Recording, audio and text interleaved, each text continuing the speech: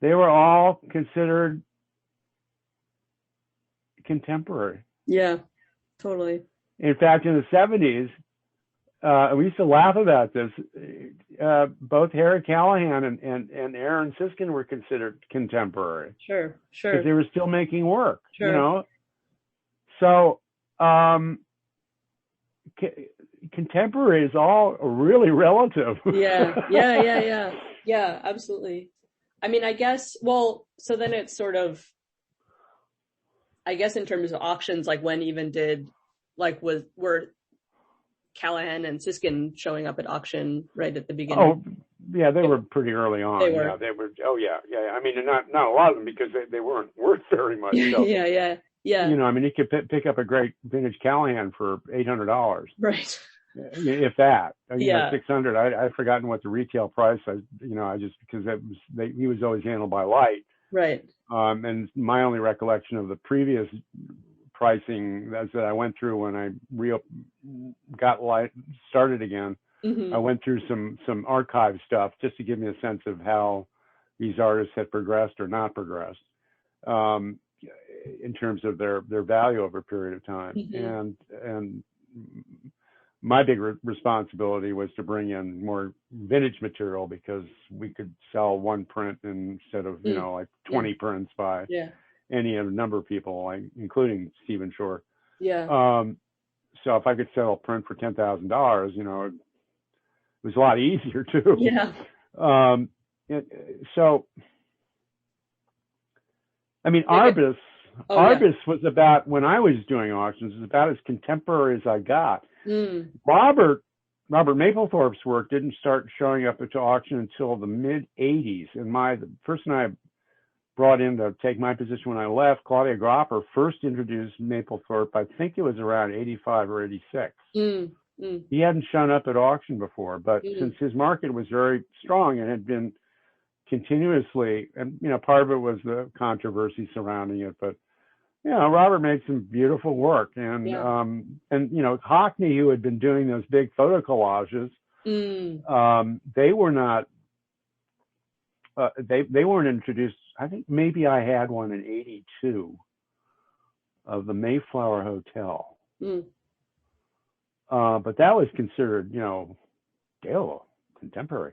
In '82, actually, Martha Baer, who was then head of contemporary art department at Christie's, and I sat down to our usual long dinner at least once a week, and thought about maybe doing an auction of contemporary photographs and contemporary artists, the same sort of age range. Yeah. And I've forgotten how we decided it wasn't probably going to work very well. Really? Because there wasn't very much crossover between contemporary collectors of contemporary art, i.e. painting and sculpture, to contemporary photographs like Hockney. So who was, so they weren't buying Hockney? Well, I'm not taking him, I'm not singling him out specifically, right, no. But the contemporary art collectors were not looking at photographs in any serious way. But even sorry. Go ahead. Bernd and Hella Becker, I loved them. No, we became very, very good friends. Oh.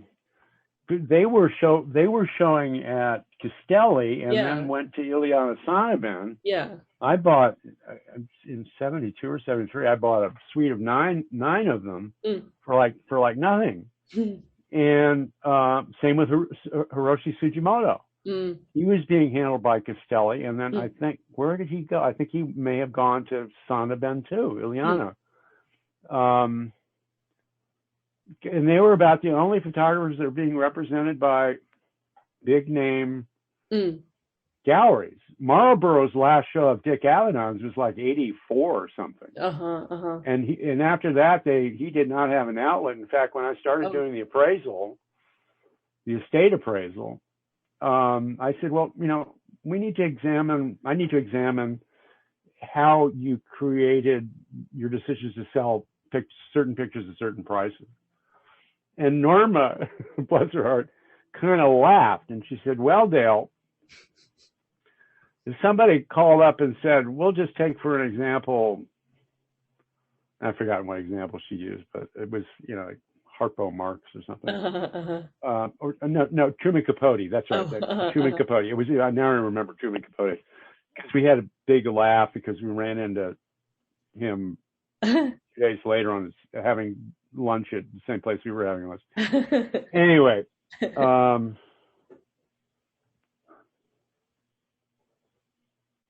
no, he had no. That I'm sorry, I'm getting my stories mixed up. Truman had already died. It was after Dick had made the photograph of Truman Capote that he and I were anyway. So Norma said, "Well, okay, hey Dick, we've got this person who wants to buy a picture of Truman Capote. One of your exhibition, one of your fine prints." And he'd say, "Well, what did the last one sell for?" And she'd say, like $3,500. And he said, "Well, make it $6,500. I don't know. Oh, by the way, who is it for?" And she'd mention, "Oh, it's for that friend of, Sandra Gilman's." Yeah. "Oh, well, in that case, make it $4,500. Right. And that's how they work their sales strategy for 20 years. Right. Until they brought Jeffrey Frankel in, and Jeffrey imposed a really interesting and a very, very strategically thought out way of pricing their photographs. From the really, really vintage work from the 40s all the way up to and including the big pictures. So he was without representation. That's wild. And the contemporary collectors would buy maybe Dick's portrait of Louise Nevelson if they owned a Nevelson, right? Or they'd buy Jasper Johns photograph because they owned a Jasper painting. Yeah. So there was really no crossover, and it was only, and I have to say, it's nothing that I've had any reason to venture into, but I would think that classic contemporary photographs, dare I say classic contemporary photographs, people like Cindy Sherman, she was probably the first person to be introduced into the night sales at Sotheby's and Christie's. Oh, really?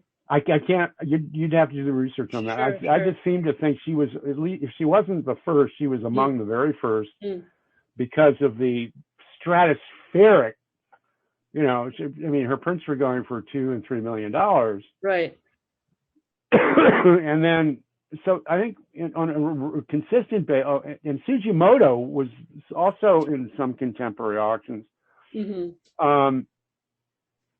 But that would have been later at that point if she's already. Oh yeah, no. I'm talking about the late 1990s. Got it. Right.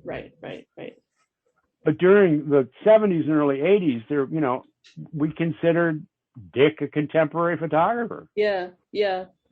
He was still only, like in his 50s, and and Sherman came on with this huge blast. I remember getting into a very long discussion with my cousin who was writing for the Village Voice at that point.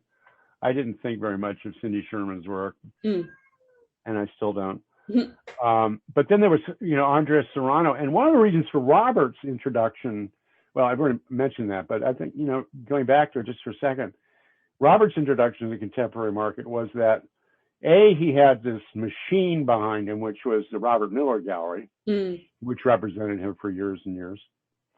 And also the fact that there was controversy surrounding his work. Right. It was the time of the Cincinnati brouhaha, and the Corcoran brouhaha, and the NEA and all of that. But that was in the mid 80s was the first time he was into not a contemporary sale, but photography sale. And now it's like, in the last 5 years, it seems to me, it's like half the auctions, and particularly at Phillips, are like contemporary works. And it's I'd love to start researching, and in fact, I am going to have to on this one project start researching some very contemporary people, which I enjoy doing, but it's not my job.